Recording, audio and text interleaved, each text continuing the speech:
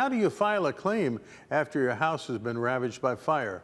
Robert Hugh Joslin is president of Hawaii Public Adjusters. This is especially difficult, of course, for people who had to flee in a great big hurry and don't have any of the papers that they would normally have access to in a box someplace.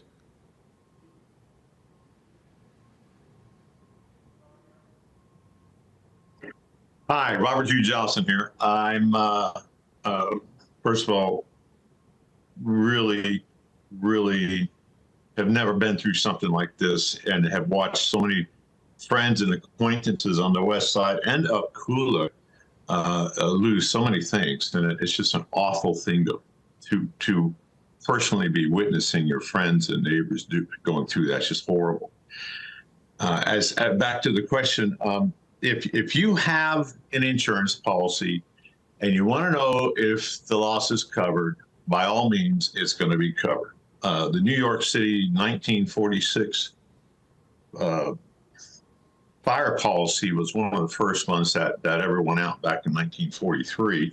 It had 165 lines, and actually each line was numbered fire policy. That was the very first one that went sort of national. We now are in a world where we have three types of insurers. We have the regionals, such as Island and First Insurance, and those types of companies which are regional, have very good history of handling their claims. Then we have foreign, which would be like the mainland, which would be others that are based out of the mainland. So we have to deal with mainland people sending over adjusters or hiring local independent adjusters. And then we have alien. Alien insurers are usually the non-admitteds to our state rules and laws, but yet we have, good coverage with them too. We had a lot of those. They're in a lot of claims. We probably handled about 120 of those.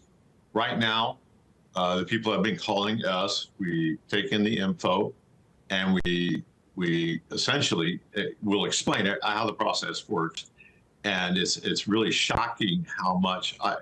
Again, to me, it's not like shocking. It's just startling that it's so hard to understand now, because the insurance policies are written in such a way that it sounds like it makes sense, but then it can be taken two ways. The ambiguities in a contract, of adhesion, which these are contracts, make it difficult to figure out certain things. But I'll tell you right now, I don't know no situation where fire or smoke damage or other collateral damage would not be covered, since the original causation is fire.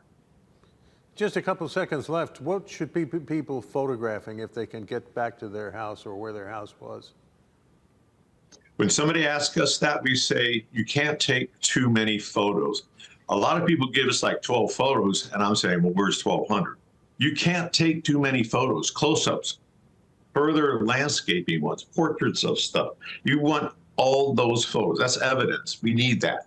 We need that so that when you go to place a claim, they look at your photos and they can't argue the fact that you're not showing them the damages.